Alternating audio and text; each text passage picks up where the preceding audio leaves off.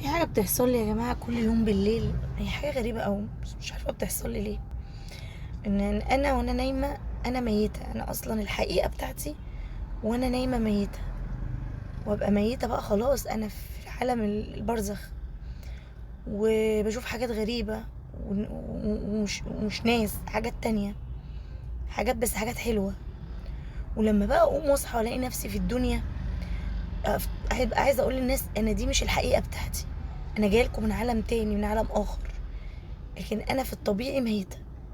معرفش بقى التفسير العلمي للحاجة دي ايه، او التفسير الروحاني، او التفسير النفسي.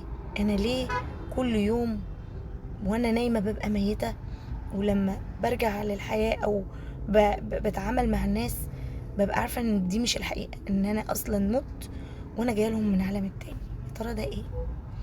اللي عنده تفسير يا جماعة، سواء كان عالم روحاني او بيفهم في الدين او كده، يعرفني يا ريت. رقم تليفوني 010 69 42 89 48. انا نازله النهارده يا جماعه، اشتغل واترزق زي ما انتوا عارفين. ادعوا لي ربنا يرزقكم، وادعوا لي ربنا يشفيني. احبكم في الله.